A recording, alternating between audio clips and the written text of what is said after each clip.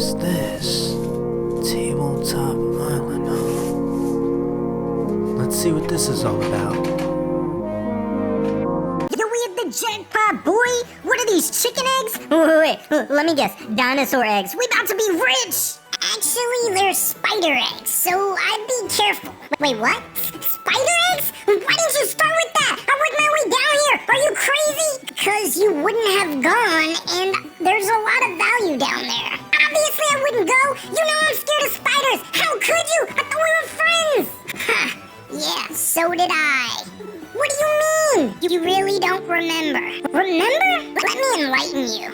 We first landed on this island and I went in first. I saw this jewel. It was perfect.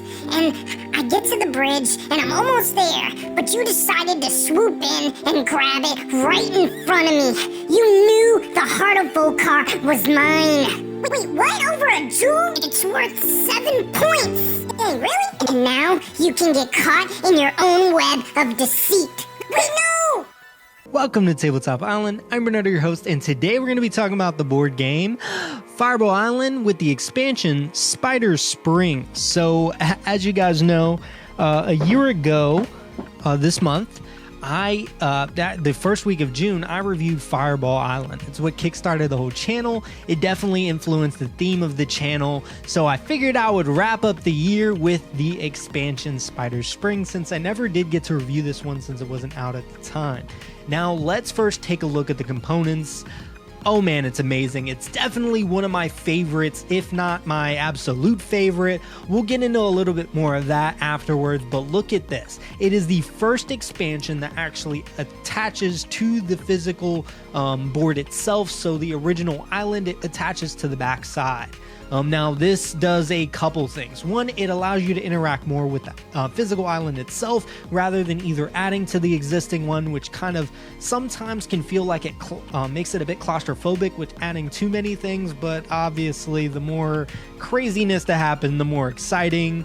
Yeah, but again, then we had the Crimson Cutlass, which was the ship onto the side, which was really nice. It had such amazing component quality, but it didn't really add to the specific island, didn't give too much of a reason to go there outside of there were some points you can get there, especially with the snapshot. With this island, not only does it look great, so it has these spiders that spring out of this device whenever an ember marble is knocked on top of it, so that little switch flicks and those spiders pop. If a marble comes out of Vul-kar's mouth, it can also bump into the amber marble, activating the trap just inherently anyways, and I've seen this happen quite a bit. It is super satisfying. Now, why are these spiders important? These spiders are -1 point. Now, I know that doesn't sound like a lot, but you can end up with multiple, and here's how. There is their own new cataclysm. It's called Arachnoclism, which is a really interesting card, but basically you put down 4 spiders out of Vul-kar's mouth. Now, I know they don't slide too far, but when a marble goes down there, it can roll and knock those spiders into you. And there can be more than one, so you can definitely end up with a few. One of the cool things about it too is when it springs, if it goes into this little pit right in front of it, then you get to put those spiders anywhere you want on the board. That means you can trap people. You can put it on a cave to make it so if they end up having to come out of that, you're out of luck. Or you can trap them so no matter what direction you have, you're gonna at least take 1 negative point. So if you end up with a lot of points or even not so many points, that can reduce them even more and can cost you the game. And much like the end of the game, when you end up going to the helicopter pad, you get to take a jewel. Now, or one of the items that are in there.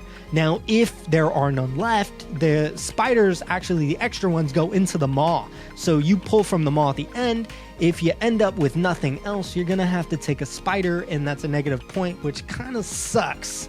But the other cool thing too is you don't have to just now escape from the helipad. In fact, there is a kind of submarine at the opposite end, which makes it worth going to the island. Because if you end up too far away from the helicopter pad, the biggest issue was now you have to work your way back to the finish line when that end game condition is met, which can be really frustrating and almost impossible in some instances, which I'm not a fan of. Now, this allows it so it has every option for a cave, so you literally go into any cave, you can appear into that, which also has an easy escape in case you end up too far away on the opposite end of the island, which is super crucial. The other thing is there are these really nice eggs that lay around it. Those are only worth 1 point, even the larger one. However, if you end up with the most eggs at the end of the game, that is an additional 12 points, which is a lot. In fact, things such as Heart of Vul-kar is only worth 7, which I thought was a lot, but man, 12 points can really get you the game. And the other thing is it has a snapshot, much like Crimson Cutlass, it is worth 10 points. The original snapshots are only worth 5, so that's double.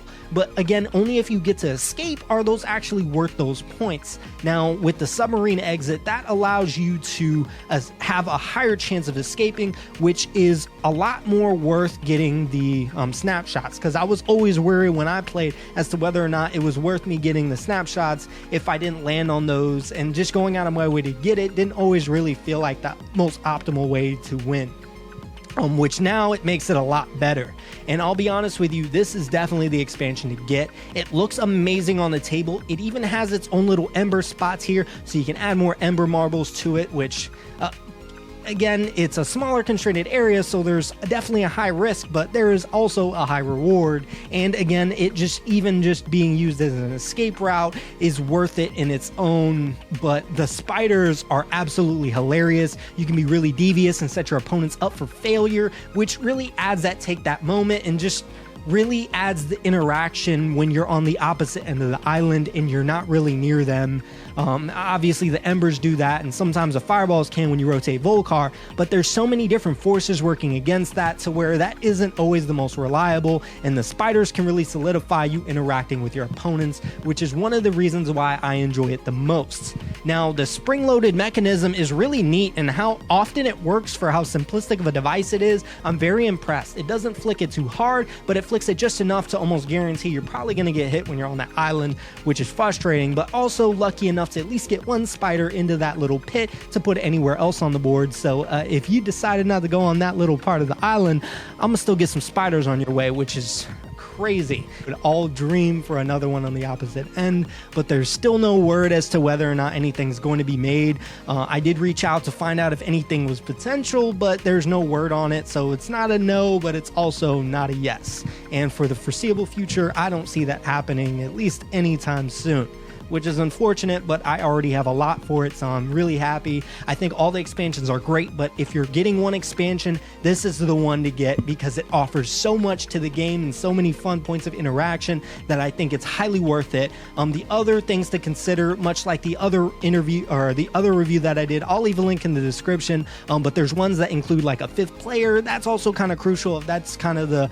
amount of players you normally play with, so you really have to consider all of those different variables. But I do think out of the maximum fun, this one takes the cake, and obviously I do still love the bees. That is hilarious. But yeah, honestly, that's all I have for you guys today. If you are interested in notifications, there is a bell up there somewhere. Please like, comment, and subscribe. I do appreciate any feedback. I'm trying to make these videos more and more outrageous, and with your guys' help, I have been doing so. Monday, regular board game reviews. Wednesday, weekly updates / talks, and then on Fridays, my vintage board game reviews. That is all I have for you guys today. I'll see you guys next time.